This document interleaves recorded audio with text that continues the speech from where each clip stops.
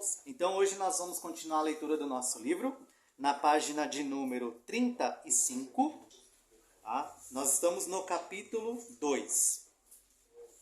Isso, capítulo 2. Conheça o Deus verdadeiro, na página 35. Recapitulando então o que nós conversamos nas outras aulas anteriores. Nas outras aulas anteriores nós vimos que Deus, ele se revela de diferentes formas. Há um ponto que o ser humano ele não tem como negar a existência de Deus, ou se ele nega a existência de Deus, ele acaba sendo bastante incoerente. Então, o primeiro aspecto que nós vimos foi a questão da própria criação. Quando você olha para o universo e para tudo que foi criado, é muito difícil, ou quase que impossível, você dizer que não tem um Criador. O ser que é a coisa menos complexa que existem, ele já tem muitas coisas a explorar, muitas coisas que nós precisamos aprender sobre ele, fora que todo o universo ele é extremamente complexo para a gente dizer que tudo foi feito a partir de uma série de impossibilidades, como alguns ateus alegam, né? Fala que o nosso universo, assim como a nossa vida, aqui como nós conhecemos, é uma série de impossibilidades que aconteceram e que se tornaram reais. Então é uma frase que nem faz sentido se você for olhar. Parece que é uma coisa assim solta, é um negócio desconexo. Assim como também nós vimos a questão depois sobre a moral. A moral nós entendemos que é aquilo que nós fazemos e achamos que é certo ou errado. Por exemplo, se eu vou fazer um negócio, a minha moral, ou o que eu acredito que é certo, vai falar assim, olha, eu não posso lesar ninguém, eu não posso ser uma pessoa desonesta. Assim como também a minha moral, ou o que eu acredito que é certo ou errado, vai me dizer, não, se eu ajudar um irmão meu que está numa dificuldade, é algo bom. Então a moral é isso que nós, assim, em poucas palavras, o que nós acreditamos ali, o que é certo ou errado. E vimos que para ter uma moral, precisa necessariamente ter um criador, ter alguém que criou esse padrão, porque senão em quem nós vamos espelhar? Assim como também, se você disser, não, a moral é algo relativo, ou não existe uma verdade que a gente chama de absoluta, você também vai cair em sérios vários outros problemas. Por exemplo, aí você vai poder dizer, sei lá, a pessoa vai acreditar numa coisa, eu vou acreditar em outra, ou então eu posso agir com ela com uma injustiça e falar assim, não, eu estou agindo com uma injustiça, mas a verdade é relativa. Para mim, essa injustiça que eu estou fazendo com você, não tem problema.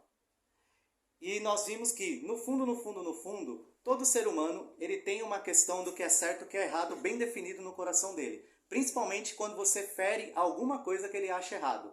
Nós demos aqui um exemplo de um aluno de uma universidade em que ele escreveu um trabalho todo muito bem feito falando sobre a moral sendo algo relativo. E no final o professor deu uma nota 0 para ele, porque ele falou assim, eu não gostei da capa azul do seu trabalho, por isso eu dou 0. E aí o estudante ficou bravo e foi falar, não, mas você me deu nota 0 só por causa disso? Ele pegou e falou, a verdade não é relativa? Você não disse que não existe um padrão que a gente pode utilizar para dizer o que é certo e errado? Então eu estou aplicando a sua própria lógica. Eu não gostei da capa do seu trabalho, mesmo ele sendo muito bem escrito, logo eu vou te dar uma nota 0. Então, uma das conclusões que nós chegamos é isso. A gente tem, às vezes, um padrão do que é certo e errado muito relativo, até que uma dessas coisas realmente causa algum dano ou um prejuízo a nós. Porém, é bem interessante, porque Deus ele não se revelou apenas dessa maneira, dessas duas maneiras. Ou seja, não apenas da forma em que nós olhamos tudo e vemos que tem um Criador, por causa da complexidade, assim como também a nossa mente, que consegue distinguir coisas certas das erradas. A palavra de Deus, ela vem para revelar também. E essa é a maior revelação que nós temos. Deus, ele escolheu, né, para pessoas como nós, revelar-se através da palavra. Por quê? Porque tanto a moral, como também a questão de nós enxergarmos, imagina assim, nós somos seres afetados pelo pecado. Seres que, infelizmente, depois do Jardim do Éden, temos uma natureza ruim. Então, mesmo com essas duas coisas muito claras, ainda assim, talvez, nós não conseguiríamos conhecer a Deus como nós conhecemos hoje. E é para isso que ele deixou a palavra, e é isso que o tópico ali, 1.2 da página 35, vai falar, que é a questão da revelação especial. Por gentileza, alguém pode ler o primeiro parágrafo que vai ali, é importante e até Hebreus afirmou? Por favor. É importante salientar também que a revelação geral, por meio da criação e da consciência, embora torne os homens indesculpáveis, Romanos 1:20, não é suficiente para nos fazer conhecer a fundo outros aspectos mais específicos sobre Deus, pois a nossa própria capacidade mental é afetada pelo pecado. Para compreendê-lo melhor, bem como o seu plano de salvação, atributos e caráter, necessitamos da revelação especial que é encontrada nas Escrituras. O autor de Hebreus afirmou. Agora eu vou ler essa referência deles aqui na nossa Bíblia, tá? Está lá em Hebreus 1, do verso 1, aí ele coloca ali até o 2, a primeira parte. Eu vou ler o 2 inteiro. Havendo Deus antigamente falado muitas vezes e de muitas maneiras, aos pais pelos profetas, a nós falou nesses últimos dias pelo Filho, a quem constituiu o herdeiro de tudo, por quem fez também o mundo. Então nós temos um Deus que ele se revelou através de pessoas inspiradas por ele, de pessoas que tiveram algum tipo de contato como os profetas, né, de diferentes formas, sonho, uma visão, um tipo de vegetação queimando que não se consumia, assim como ele vem falar aqui também que o Filho, ou seja, Jesus Cristo, ele é o ápice da revelação do caráter e de quem é Deus, assim como também do plano de salvação. Quando nós começamos a ler a Bíblia, de Gênesis a Apocalipse, é o que nós falamos, a revelação ela é progressiva, ou seja, imagina um livro que ele sempre vai se mostrando cada vez mais aos poucos, e você vai entendendo. Então, se você ler os 3 primeiros capítulos de Gênesis, você vai ter uma visão que fala assim, opa, peraí, entendi, poxa, Deus é o Criador, Deus criou tudo perfeito, Deus criou o homem, a imagem e semelhança dele sem pecado. Porém, o homem pecou. E aí você fala, mas olha que legal no capítulo 3, ele está prometendo que vai vir alguém, um Messias, um Salvador, em que Satanás vai ferir o calcanhar dele e ele vai ferir a cabeça. Isso aí já dá um belo começo desse plano de salvação. E você vai lendo a Bíblia, isso vai ficando cada vez mais claro. Quando você chega ali em Mateus, nos evangelhos, você lê os 4 evangelhos e fala, entendi a parte do ferirá o calcanhar. Ou seja, Jesus, ele veio em carne e ele morreu. Porém, ele ressuscitou e nós aí começamos a entender também que um dia ele virá e vai vencer Satanás de uma vez por todas, assim como liquidar também todo o mal. Então, a revelação da palavra, ela é progressiva. E é bem interessante porque tudo que nós precisamos conhecer sobre Deus está na Bíblia. Nós aqui falamos no primeiro capítulo sobre o cânon, como ele foi formado, tanto do Antigo e do Novo Testamento, e nós chegamos a uma conclusão. Se alguém tem uma coisa que ninguém nunca viu, uma revelação que não está na Bíblia, algo que durante esses anos, grandes mestres e grandes homens estudaram a Bíblia, e ele viu que é algo novo. Nossa, tive uma iluminação aqui. Gente, provavelmente você está tendo um pensamento bem errado e herege, tá? Então, assim, tomem cuidado com esse tipo de coisa, né? Porque grandes seitas, nós também comentamos aqui, que surgiu de revelações que estão à parte da Bíblia. Então, é alguém que viu um anjo e o anjo falou alguma coisa, alguém que lê um versículo e fala assim, olha, eu vou dar uma interpretação desse versículo que eu nunca vi ninguém dar. Eu nunca vi ninguém falar dessa forma. Irmão, pode ter certeza que é um erro teológico e eu estou sendo assim, bastante leve, tá? Provavelmente vai ser uma heresia. Você queria falar alguma coisa? Essa questão da revelação progressiva, por exemplo, que ele falou, que é importante, por exemplo, pega Gênesis do capítulo 1 ao 3, quando fala do descendente da mulher. Veja, várias gerações, para vocês terem uma ideia, quando Abraão caminhou na terra, não havia Bíblia. Abraão não carregou uma Bíblia, Abraão nunca abriu uma página da Bíblia. Porém, Abraão foi salvo pelo quê? Pela fé em Deus, que se revelou a ele, e por consequência, pela fé no descendente que iria vir e esmagar a cabeça da serpente. Então, nós temos que entender que foram aproximadamente, se você pegar ali base 4.200 a.C., o começo da história, até Abraão, você vai ter 2.000 anos de história e ainda a turma caminhou sem Bíblia. E de Abraão a Moisés, mais 800 anos. Só que todo aquele povo foi salvo pela promessa de que viria um descendente mandado por Deus, que nós sabemos hoje que é o Messias, por causa da Bíblia, que iria esmagar a cabeça da serpente. Então, assim, isso é muito importante, por quê? Porque da mesma maneira que hoje no Novo Testamento nós somos salvos pela fé no Messias que já veio, os do Antigo Testamento foram salvos pela fé no mesmo Messias, mas que ainda não tinha vindo. Mas com a mesma confiança de redenção, de salvação, de perdão do pecado. Então é muito importante isso aí. A gente percebe o quê? Que com apenas 3 capítulos, Deus conseguiu dar o recado. E para vocês verem a importância dessa mensagem, quando Jesus nasceu, Herodes mandou matar os meninos de Belém.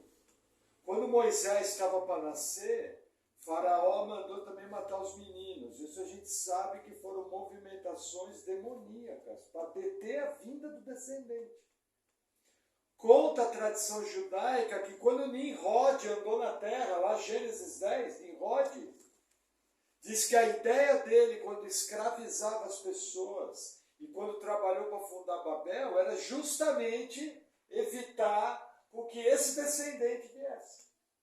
Então a gente percebe como Deus, com apenas 3 capítulos, ele já conseguiu, lógico que é Deus, né? Mas ele já conseguiu fazer com que uma mensagem de redenção viesse.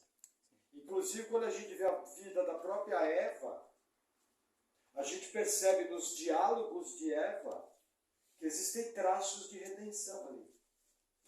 A própria Eva. Então, assim, é muito bacana quando a gente vê isso aí, da questão da revelação especial de Deus. Como ela é cheia de poder para salvar o pecador. Amém. Vai lá. Voltando aqui ao livro, segundo parágrafo. Percebemos em primeiro lugar que no passado Deus falou. Isto já é algo notável e maravilhoso. Observe, havendo Deus outrora falado, existem, entretanto, muitas visões de mundo, afirmando equivocadamente que não pode saber nada a respeito do Senhor. Por exemplo, é aí onde nós vamos agora entrar. Quando nós temos isso, né? Ah, eu vi uma coisa que ninguém viu.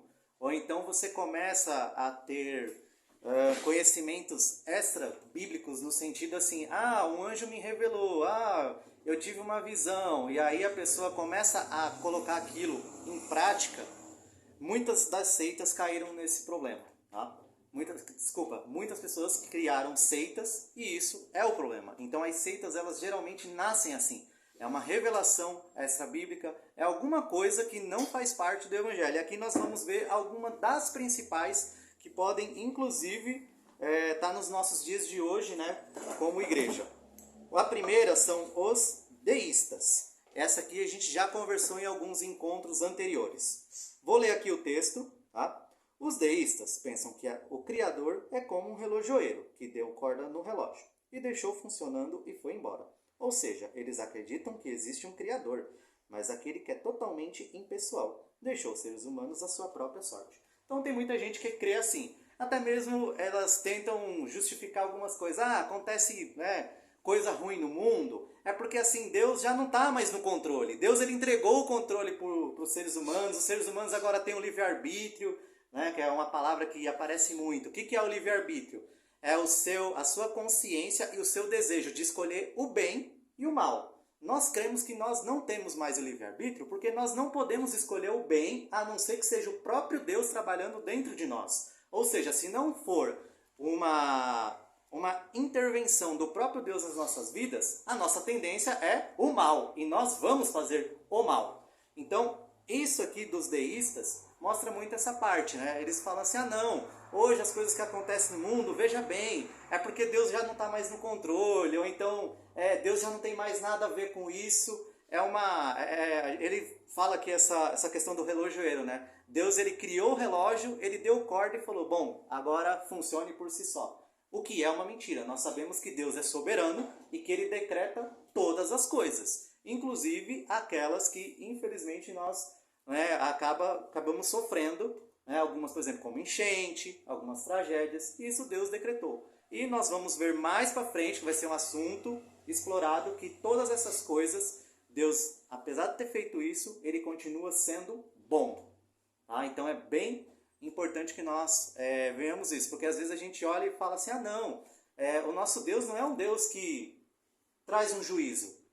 A Bíblia fala o contrário. A Bíblia fala que sim, quando é necessário, Deus traz juízo. Se você for ler o Antigo Testamento, o tanto de vezes que o povo de Israel acabou passando por um juízo, acabou passando por uma situação, né, complicada por causa dos pecados que eles cometeram, a gente vê que sim, Deus é um Deus que julga, Deus é um Deus que pune e Deus é um Deus irado contra o pecado. Ao mesmo tempo que Deus também é amor. Por isso que eu e você estamos aqui, porque se ele fosse agisse só com ira e com justiça, infelizmente estaria todo mundo aqui indo com os dois pés para o inferno.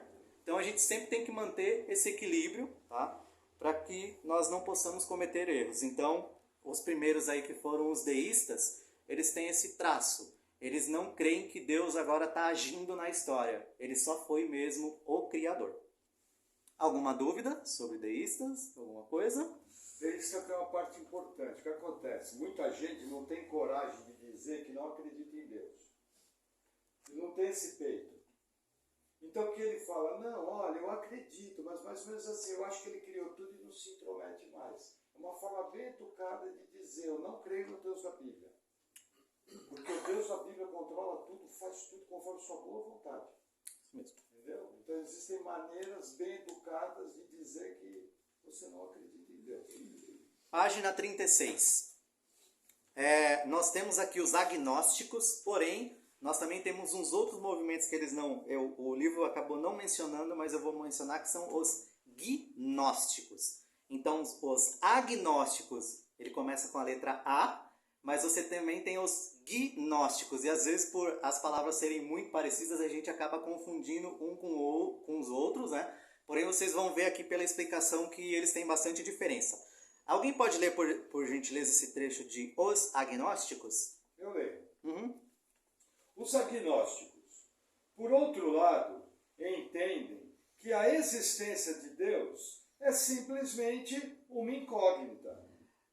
Quando eu falei sobre a questão do ateísmo, eu falei que muitas pessoas estavam tornando-se agnósticas, por justamente aquelas coisas. Você tem vários aspectos da humanidade que são extremamente complexos, tanto aspectos físicos quanto aspectos também intelectuais, como foi a questão do certo ou errado. E aí eles falam assim, olha, o agnóstico ele vai falar mais assim, olha, não tem como eu provar que Deus existe, mas também não tem como eu provar que Deus não existe. Então fica nessa incógnita. Ele não é um ateu, só que ele também não se decidiu assim, tipo, olha, sei lá, o verdadeiro Deus é esse Deus, ou eu acredito que o Deus da Bíblia ele é verdadeiro, ou eu não acredito no Deus da Bíblia, ele fica nesse meio termo, tá? Claro, eu estou falando aqui agnóstico, gente, mas tem várias correntes do agnosticismo. Eu estou falando bem simplório e bem condensado, porque também não tem como nós ficarmos explorando todas as heresias, porque são muitas, tá? Mas basicamente são isso. Eles olham e falam assim, a existência de Deus é impossível de ser conhecida ou provada, ou deixar de ser provada. Então é aquilo, eu não consigo provar que existe, mas eu também não consigo provar que não existe. Ele fica nesse meio termo. Já os gnósticos, ou seja, a mesma palavra, mas sem a letra A, ele vem do grego sabedoria. Foi uma heresia muito presente na igreja do primeiro século. Vocês lembram quando alguns aqui estavam nas primeiras aulas? Nós estávamos falando que a igreja de Atos era uma igreja com uma vida muito espiritual, era uma igreja que focava muito nas escrituras, você tinha os apóstolos ali dando força, dando apoio, foram pessoas que tiveram contato com Jesus, mas depois de um tempo esses apóstolos eles foram morrendo. E aí nós vimos que passou-se por um processo de enfraquecimento apostólico, porque os apóstolos morreram, outras pessoas foram tomando lugar, e aí começou uma certa racionalidade da fé. Então antes o que era uma fé muito praticada através de obras, através de uma vida piedosa, começou-se a dar também uma ênfase muito grande e uma ênfase maior ainda na questão do conhecimento e da sabedoria. O que é muito bom, conhecimento e sabedoria. Mas o conhecimento e a sabedoria com um fim nele mesmo, ou seja, sem uma vida espiritual ativa, começou a criar esse movimento dentro da igreja, que era os gnósticos, que vem de uma palavra grega, se eu cometer o erro, desculpa, tá? Gnosis, eu acho que é assim que fala, tá? Gnosis, que significa sabedoria. Eles eram um enxerto do cristianismo no paganismo. Por que isso? Eles criam que Deus era um ser supremo, porém ele emanava de um grande número de divindades, algumas benignas e outras malignas. Ou seja, Deus existe, ele é quem governa todas as coisas, porém ele é o resultado de uma série de outros deuses menores que podem ser tanto mal como bom. Então vocês veem que gnósticos e agnósticos são totalmente diferentes, porque um é bastante indeciso, o outro ele é bastante enfático, fala, não, existe. E é o seguinte, esse Deus ele é um resultado aí de uma mistura de um monte de outros deuses, né? Pode ser Deus bom, pode ser Deus mau, e uma coisa também que eles afirmavam que era bem séria, uma heresia bem séria. Jesus era uma dessas emanações. A natureza divina habitou durante algum tempo. Então, ele nega a divindade de Jesus Cristo e ele relativiza falando assim, ó, habitou. É que nem nós falamos, por exemplo, o Adão e Eva, durante um tempo da vida dele, não teve pecado, tá certo? Eles não tiveram pecado. Depois, eles passaram, né, a condição de pecadores. Então, eles estão fazendo algo bem parecido com Jesus. Não, Jesus, durante um tempo, ele foi Deus. Aí, depois, ele não era tão Deus assim. E, por incrível que pareça, eles começaram a alegorizar bastante as escrituras. Então, daquilo que era muito racional, que era muito focado na sabedoria, agora as escrituras começam a ser alegorizadas. A carta de 1 a João, se vocês forem ler, principalmente o 1º e o 2º capítulo, João foi uma pessoa que fez um estudo apologético, né, e combateu isso ali na carta de 1 João. Então vocês vão ver tipo bastante a ênfase, falando, não, ó, Jesus, ele é a luz e nele não habita trevas. Então quando ele está falando isso, já é para combater essa heresia, falando assim, ó, tipo, não, Jesus é Deus. E não tem essa parte é bom, parte é mal. Não, nele habita a luz. Não existe trevas em Jesus. Então a gente vê, por exemplo, esse trabalho apologético ali feito pelo apóstolo João na carta de 1 João. E também Colossenses foi escrito para combater isso. Uhum. Quando fala lá culto a anjos, está falando a esses seres que eram os chamados éons. Sim. E aí eles diziam que o mais poderoso desses éons era Jesus Cristo. Entendeu? Então eles colocavam Cristo na posição de criatura, não de criador. Pode falar. Existe uma brincadeira, uma piada, né, dentro dos seminários, assim, da galera que estuda, que heresia parece um bumerangue. Você joga, dá uns 2, 3 séculos, tá voltando. Então ele combateu a heresia lá no 1º século, aí sumiu. Dá uns 300 anos, a galera quer voltar à moda de novo a heresia. E aí alguém combate. E isso acontece principalmente hoje, que a gente tem uma diversidade de informação, a gente tem muito conteúdo circulando, e às vezes a gente não consegue rastrear da onde está vindo. Então, por exemplo, eu já cheguei a ouvir pregação de gente falando que Jesus ele era totalmente homem. Isso foi uma igreja de 5.000 pessoas. E é uma igreja bem conhecida. É uma igreja bem conhecida. Que Jesus era totalmente homem e que a divindade, né, quando ele ia fazer os poderes, habitava nele e dava esse poder. Só que isso é muito complicado, né? Porque Jesus, por o sacrifício de Jesus ser verdadeiro, ele tem que ser 100% Deus e 100% homem. E às vezes a gente derrapa porque a gente não conhece o contexto ali, por exemplo, do apóstolo João batendo ali na heresia. Normalmente a gente acaba não... Mas é só brincar, a heresia você joga, dá uns 300 anos, ela volta. É efeito bumerangue da heresia. E essa que ela tá falando foi algo muito sutil. A gente tava ouvindo uma palavra, né, em casa, aí a gente, às vezes você coloca no YouTube, o YouTube vai jogando, né, enfim. Aí a gente caiu na palavra dessa pessoa. De repente ele falou isso aí, tipo, sabe quando um olha pro outro e fala assim, hã? Opa, opa, peraí, vamos voltar de novo para ver se foi isso. Não, era isso mesmo que ele falou. Então, às vezes é uma coisa tão sutil que a gente, pra pegar, tem que voltar o vídeo. Infelizmente, se a gente não tem um bom relacionamento bíblico, passa Já direto. que você falou, o que acontece? Hoje em dia tem muito grupo cristão que acredita no seguinte, aquele texto de Filipenses que fala que Jesus abriu mão da forma que ele tinha como Deus, esvaziou-se de si mesmo e habitou como homem. O que acontece? Existe uma doutrina bíblica chamada união hipostática. Jesus ele é 100% Deus e 100% homem. Ele é a totalidade dos dois. Não cai 1%. Isso chama união hipostática. É algo parecido como trindade. É desse nível. Aí o que tem muita igreja que acredita? Pega esse texto, dizendo que Jesus se esvaziou de si mesmo. Então fala que ele se esvaziou do poder de Deus.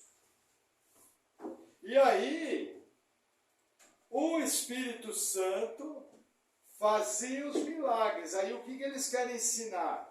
Que nós, igreja, hoje, por causa disso, podemos fazer as mesmas obras que Jesus e muito mais. Percebe onde vai dar? Praticamente ele nos iguala. Só que Jesus, veja, em vários momentos você vê ele atuando em pleno poder de Deus. Por exemplo, uma passagem simples, quando ele controla a tempestade. Simples. Entendeu? Ali você vê Jesus 100% como Deus. E você também vê Jesus 100% como homem, quando na morte de Lázaro ele chorou. Você vê Jesus 100% como homem, quando no Getsemane ele chegou e falou: Senhor, se puderes, afaste de mim esse cálice. E suou sangue.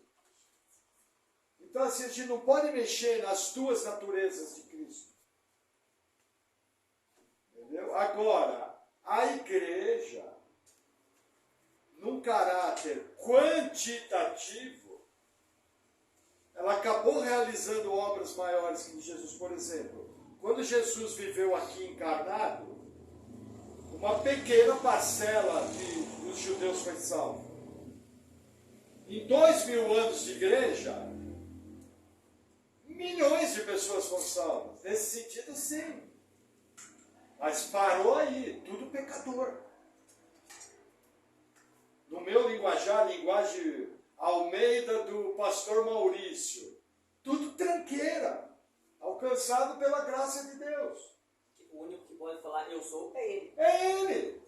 Porque eu sou já é uma designação que ele é Já é um Deus. atributo. Então e essa questão de gnosticismo é muito mais séria, de tempo em tempo ela volta. Você vê, se você pega uma igreja com 5.000 pessoas, o camarada está pregando, está falando isso, e ninguém percebeu, é porque a coisa está feia. E se você não abrir o olho, quando vai ver, você está crendo em heresia. Entendeu? Então tem que ter muita cautela. O fato dele ser a primícia da criação é o fato dele ser 100% homem, né? A premissa da criação é o seguinte, a premissa da criação é que por ele foram feitas todas as coisas. Evangelho de João, capítulo 1, versículo 1, no princípio era o verbo, e o verbo era Deus, e o verbo estava com Deus, e por ele foram feitas todas as coisas. Isso é a premissa. Entendeu? Agora, quando ele é o primogênito, é que ele foi o primeiro homem que morreu, ressuscitou e foi glorificado. Aí é a primícia, é o primogênito. Entendeu? Mas pode voltar, professor. Vai lá. Ainda na página 36, os niilistas. Alguém pode ler, por gentileza? Pode ler. Os nihilistas creem contraditoriamente que não podemos compreender coisa alguma, que nada possui significado. Nós estávamos falando mais uma vez da questão de moral, ou seja, aquilo que você entende como certo ou errado. Como nós temos um padrão bíblico, nós temos a questão também da verdade absoluta, ou seja, a Bíblia, ela nos mostra e ela nos dá o padrão moral correto. A Bíblia é um livro bastante fundamentalista nesse sentido. Nós temos um padrão do que é certo e o que é errado. O que o niilismo ele tenta desconstruir? Essa questão, ele fala assim, ó, não existe uma verdade absoluta. Ele rejeita o valor do nosso propósito de vida e de existência. É como se eu olhasse e falasse assim, olha, eu sou Erasmo, minha vida ela não tem sentido nenhum, eu não sei o que vai ser de minha vida após morte, logo, são coisas que eu não preciso me preocupar, então não existe uma verdade absoluta, o padrão de vida que eu tenho aqui não vai influenciar nada depois da minha morte, porque tudo vai acabar, então são coisas que infelizmente a gente já ouviu de muitas pessoas, né? Pessoas que falam assim, não existe assim uma verdade absoluta, cada um tem uma, né? Então às vezes o que eu acho que é certo, você acha que é errado, você acredita na Bíblia, eu posso acreditar numa força maior, né? Aí vem umas palavras assim bastante confusas, uma força cósmica maior, você fala, tá, o que é uma força cósmica maior? Aí a pessoa não vai te responder provavelmente, né? Porque nem ela sabe, é uma coisa assim meio que jogada, jogada aleatoriamente. Então, esse princípio nós já vimos mais uma vez, trazendo a aula de moral. Isso só funciona quando não atinge você diretamente. Porque aí quando atinge você diretamente, opa, peraí, mas isso que você está fazendo comigo é errado. Tá, mas você não falou que a verdade é absoluta, ou que, né, a moral é algo... Eu não acredito que seja. É errado sim. Aí a pessoa começa a bater e a gente vê que isso, né, não passa de uma história fantasiosa até mesmo para ela. Ela acaba sendo bastante incoerente. Então o niilismo ele tem esse traço. Vou aqui colocar um pensamento de Nietzsche. Né? Ele pressupõe a morte da divindade cristã e seus princípios. Aí o pensamento dele. O homem se despede dos valores morais e absolutos estabelecidos por essas doutrinas. Então, o que basicamente ele está falando é que Deus ele está morto e que o homem não precisa mais seguir esses princípios da Bíblia, né? O que a Bíblia manda fazer, o que a Bíblia estabelece como certo ou errado. E aí, claro, quando você tira todas essas coisas, uma das consequências é justamente isso. Bom, eu não tenho propósito da minha vida vai ser aqui nessa terra durante os X anos que eu vou viver e é isso mesmo. Então acaba aí também relativizando até mesmo a importância da sua vida. Essas questões aqui foi que nem a Luísa e o Maurício aqui bem colocaram. É um bumerangue mesmo. Ela vai e ela volta, tá? Então, assim, tanto que dentro do deísmo, do gnosticismo, do agnosticismo, do niilismo, você tem várias vertentes, tá? Então, assim, só do agnosticismo conhecido, acho que tem 5. Aí cada uma tem uma diferença ou outra, ou seja, é uma heresia que vai, aí, assim, aquilo que colou, ela tenta de novo, se não colou, ela fala aquilo de um outro jeito diferente, ela vai se desdobrando, e aí quando a gente vê... Infelizmente nós estamos ouvindo pastores, por exemplo, falando que não, Jesus Cristo aqui não era Deus, ele era só homem. Não, Jesus Cristo ele tinha um estado ali transitório entre ele ser Deus e ele ser homem. E, enfim, irmãos, são heresias que elas vão e voltam e às vezes elas só vão mudando ali de cara e de palavras, mas todas elas saem, né, dessas coisas aqui. Uma coisa importante de entender, por que Jesus tem que ser 100% Deus, 100% homem? Entre outras coisas, é o seguinte: o pecado entrou no mundo através de um homem, Adão. E o preço foi pago por um homem, Cristo. Porém, não só isso. A salvação vem de Deus, é uma verdade bíblica. Então tinha que ser Deus para salvar. Por isso que Jesus é 100% Deus, 100% homem, entre outras coisas. A Bíblia fala, a salvação vem de Deus. Paulo fala nas suas epístolas que através do primeiro Adão, a raça caiu, e aí ele coloca Cristo como o segundo Adão, do qual veio redenção. Então assim, quando a gente não para pensar no assunto, passa batido. Mas quando eu paro para pensar em importância, peraí, mas a salvação vem de Deus. E o pecado entrou no universo através de um homem. O resgate também entrou no universo através de um homem. O homem Deus, Jesus Cristo. Por isso que todas as heresias, elas vão dizer que Jesus não é Deus. E se ele não é Deus, eu não preciso obedecer. Ele só era um maluco dizendo que era Deus.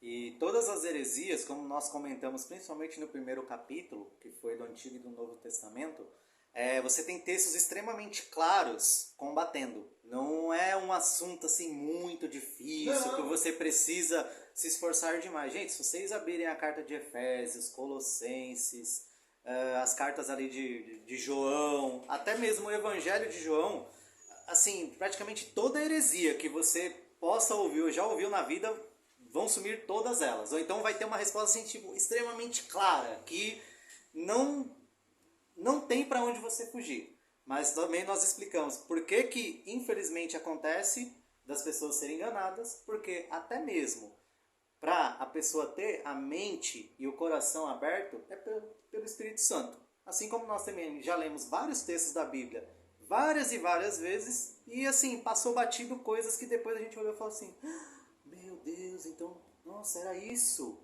Ou então a gente ouvia um irmão falar e aí a gente parava, aí estudava e falava, nossa, agora está claro. Nossa, glória a Deus, está claro. Então é o próprio Deus abrindo a sua mente. O que mostra, né, principalmente ali o erro dos gnósticos. O nosso evangelho, ele não é só de nós estudarmos. Ele não é somente isso, é o que eu estou falando. Ele também é o evangelho prático de vida cristã. E como que nós praticamos a vida cristã? Leitura bíblica, jejum, oração, cultuar. Esse processo aqui que nós estamos aqui de nos relacionarmos com os irmãos, tudo isso faz parte de uma vida cristã. E se você começa a tirar um ou outro elemento, você vai ter problemas depois e, né, infelizmente, seitas, elas têm uma característica, todas elas têm características assim, bem parecidas. Uma, os textos bíblicos são extremamente negligenciados e são textos bastante claros. E outra, você sempre vai olhar, eles não vivem uma vida plena. Às vezes a pessoa está ali num lugar onde ela acha que é bom, onde ela acha que... E aí você vai olhar, ela está cometendo assim, outros erros extremamente graves e... Assim, se a gente for falar aqui, a gente vai ficar um dia inteiro, tá? Mas a mensagem que fica é, vigie e vamos cuidar da nossa vida espiritual, assim como também buscar conhecimento nas Escrituras. É uma coisa junto à outra, tá? Queria falar alguma coisa? Então... Alguém tem alguma dúvida? Eu acho que eu vou sair agora dessa parte mais das seitas, heresias, ou alguma dúvida aqui? Nós vamos ter um capítulo sobre, tocando algumas coisas. Nós vamos ter um bloco de seitas e heresias. Nós vamos ter, tá? É porque agora tá bem, entre aspas, ele tá mencionando aqui, que é para nós mencionarmos outros assuntos. Mas, como a questão moral, nós vimos ali... Na última aula a gente falou muito sobre moral e ficou até um pouquinho maçante, porque foi bastante conceitual. Agora nós estamos vendo a questão moral sendo aplicada, inclusive no contexto das heresias. Acho que você queria falar alguma coisa ou perguntar? Só um gancho do que ele falou ali, o resgate, cuidado por Deus, nos resgatar através de um homem e tal. E o que você falou no início também, que a mensagem de que viria o Cristo, homem e tal, para nos resgatar, é dado desde o início. Essa mensagem eu também vejo na própria lei, que é justa. Por exemplo, aquela parte da lei onde diz, quando alguém tirar do outro alguém uma mão, para fazer justiça vai ter que dar a mão. Se tirar um olho, vai ter que pagar com o olho. E no final, então é mão por mão, olho por olho, dente por dente, para pagar, para resgatar, para fazer a justiça. E no final fala, homem por homem. Então ali já está a mensagem de que nós, homens, somos resgatados através de um homem, entendeu? É isso que eu enxergo também, a mensagem do resgate. E a lei, ela tem exatamente essa função, né, de mostrar que a gente precisava ser resgatado, né? De alguma forma o nosso pecado não pode passar impune. Toda atitude que a gente tem de pecado é um pecado contra Deus antes de ser um pecado, então tem que ter uma punição, né? Só precisa tomar cuidado uma coisa. Essa passagem da lei, tem gente que acha, o que é isso daí? No mundo antigo, o camarada quebrava o meu braço, eu ia lá e dava um tiro na cara dele. Entendeu? Cometia um pequeno delito, a resposta era muito maior. Então esse aspecto da lei está querendo dizer o seguinte, a retribuição tem que ser proporcional. nunca acima. Porque a natureza pecaminosa do homem faz com que o cara queira matar. Esse é um princípio tão importante que em todo sistema jurídico moderno você tem o princípio da proporcionalidade. Por isso que os comunistas hoje combatem tanto o cristianismo e a ética judaico-cristã. Porque eles vão remover essas coisas. Que está engendrado. Todo mundo sabe que se o cara der um tapa em mim, eu não posso matar ele. Eu posso até deixar para lá. Então esse aspecto da lei é importante assim. Está limitando. Não está mandando você falar, cortou o braço, se você quiser deixar para lá, pode deixar. Entendeu? É importante isso só para citar. Vou continuar então aqui no livro, página 36, segundo parágrafo, depois ali dos nihilistas. Essas são algumas entre muitas cosmovisões equivocadas que, no final, levam seus adeptos a becos sem saídas, ou uma vida inconsistente com seus pressupostos. Então, aquilo que nós falamos, seitas e heresias, infelizmente, estão levando as pessoas cada vez mais longe de Deus e é uma consequência equivocada de nós não conhecermos a Deus ou então de pegarmos ali a palavra e acabar interpretando de uma maneira totalmente errada. Continuando. Em oposição a esses preceitos, nós, cristãos, entendemos que Deus não se revelou apenas de maneira geral na criação, mas também de modo especial, como acertadamente notou o teólogo do século XIII, Tomás de Aquino. Aí palavras dele.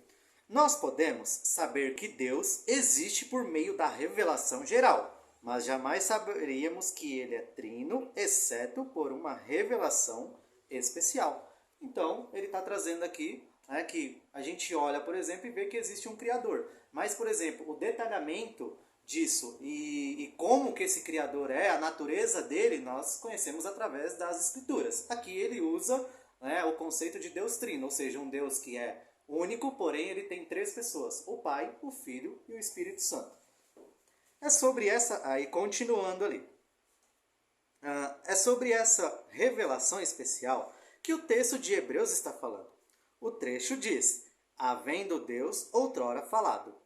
Deus falou. O termo grego traduzido por falado aí tem essa palavra aqui. E pode trazer o sentido de usar palavras a fim de tornar conhecido ou revelar o próprio pensamento. O professor Tiago Santos, no prefácio do volume da obra Eu Sou, a doutrina da revelação verbal de Deus, acertadamente afirma que o Deus vivo falou, Deus quis se dar a conhecer, quis se comunicar-se com o ser humano e condescendeu em falar com o homem em termos compreensíveis, verbalmente, em linguagem humana e também por meio de uma relação pessoal e pactual com a humanidade. Então, nós também comentamos isso no primeiro capítulo, que nós falamos ali sobre a questão de bibliologia.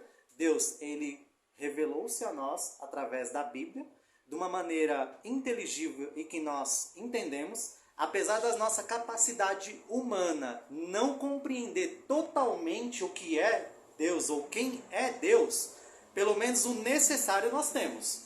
E ele se revelou através da Bíblia. Ele foi um Deus que se preocupou em falar conosco e deixar registrado hoje, através de um livro que nós temos, e infelizmente não são todos que têm acesso, até mesmo por uma questão de perseguição do cristianismo, que em países é proibido, mas sim, Deus se revelou e hoje nós temos isso. Inclusive, nós falamos que às vezes nós negligenciamos muito o privilégio de termos uma Bíblia, porque nós temos uma Bíblia e, infelizmente, colocamos lá aberta no Salmo 91 e a aranha está andando ali há muito tempo, enfim, só está uma coisa mesmo como se fosse um amuleto.